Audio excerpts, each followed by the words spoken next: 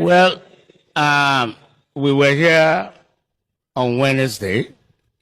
The court gave us Wednesday as a day to come for our ruling. And then we were given the same information that the court was attending a conference and that the ruling had been adjourned to today. So I take it that at the time they were adjourning to today, they already knew that they would be out of whatever conference they were going to have.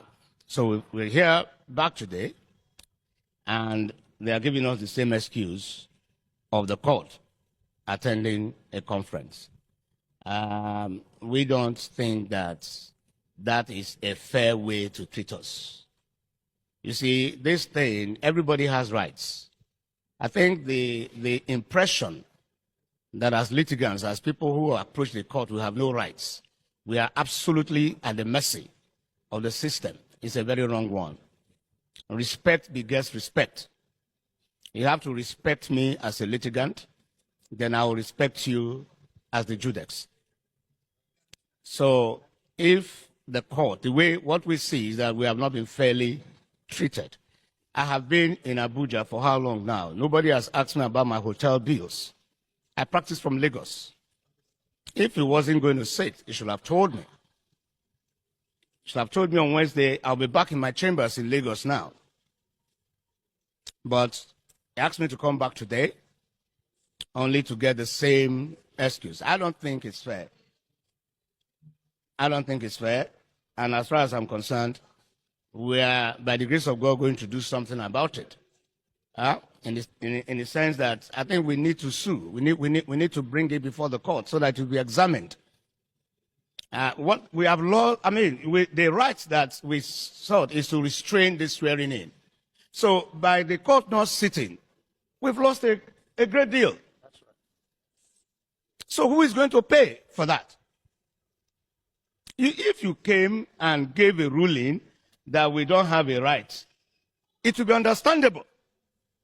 Now you're seemingly staying away from the court. Makes me understand that we have a right, but for one reason or the other, you cannot find the courage to declare that right. So you are now trying to use absence from the court as a means of depriving me of that right. So I'm going to sue, you're going to pay. You will pay for it. You pay for it. You are going to tell me why you left the court. And we will fight it to Supreme Court. And maybe we will establish as a precedent that Nigerians ought not to be treated in this fashion. With all due respect to the learned Judex, for whom I have the greatest respect. But like I said, this ruling, it will not take 2 minutes. That's right. It will not take 2 minutes to deliver the ruling and then get back to any conference that, is attending. So what I want to say, I have said it, I have written to all the security agencies, I have written to major embassies, I've written to the American embassy, I've written to the British embassy, I've written to the French embassy, German embassy, and I've warned that you cannot make the mistake of installing an unconstitutional president in Nigeria. That's right. It will have been better that you resolve this question that we brought before the court. We are not saying that the question must be resolved in our favor. We brought the question here to be resolved. We have a right to have the question resolved. Like I always say, hearing belongs to me, decision belongs to the court. You understand? So you cannot make the mistake of installing somebody unconstitutionally. It's an overthrow of the Constitution. That person, now if you read section 1, subsection 2 of the Constitution, it says, no person or group of persons shall be permitted to take control of the federal government or any part of it, take control of federation or any part of it, except in accordance with the Constitution. That section invests every Nigerian with authority to resist whoever is sworn in, contrary to the Constitution. That's right. Every Nigerian in every station of life, wherever he is, that is an order from the Constitution to that person to resist whoever is sworn in unconstitutionally. So it must be that those who want to do this swearing in have conspired against democracy. That's right. And want to overthrow it. Yes. The Constitution says, Section 14, subsection 2A, that sovereignty belongs to the people of Nigeria. That's right. And they give consent to those who govern through the Constitution.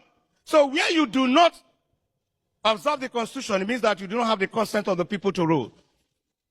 The people have a right to say, we are not going to recognize you or acknowledge you. What is coming to Nigeria is what these people, they are behaving like children. As far as I'm concerned, they are behaving like children. We all saw Shoneko here. Somebody went with a decree or word of mouth, made somebody president and commander-in-chief. A court, it took just one declaration from a court, and it was gone. It's the same thing that we are, the same thing that we are getting into. Any court in Nigeria is invested with the authority to interpret the Constitution and can say that the person who calls himself president was not duly elected and therefore cannot answer that title and cannot give any instructions that should be obeyed. And that would be the beginning of crisis. We have warned against this. I don't know what is making them behave, think that it's a joke. I don't know how you will take 200 million Nigerians as a joke. You know, it's not going to happen. The Constitution says you go and have a second election. But you feel too big. Like I was explaining to someone, it's the same in discipline. Where you have red light, say stop. You feel too big. Because you are driving your Jeep, you don't stop. It's the same thing. It is the indiscipline in us that we have carried over to this exercise. The Constitution says you've not made it. You've not made 25% in Abuja. Nobody has told me that I'm wrong. There is no constitution. There is no court. I came to this court for the court to tell me that I'm wrong. That's right. Rather than telling me I'm wrong, the court, stays away from court. News. The court cannot even look me in the eye. So nobody has told me I'm wrong. Nobody has the courage to tell me I'm wrong. Because I am right. So, the Constitution says you should go for a second election. It's a simple, very simple thing.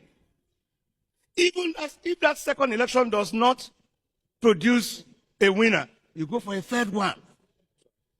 You feel too big to comply with the Constitution.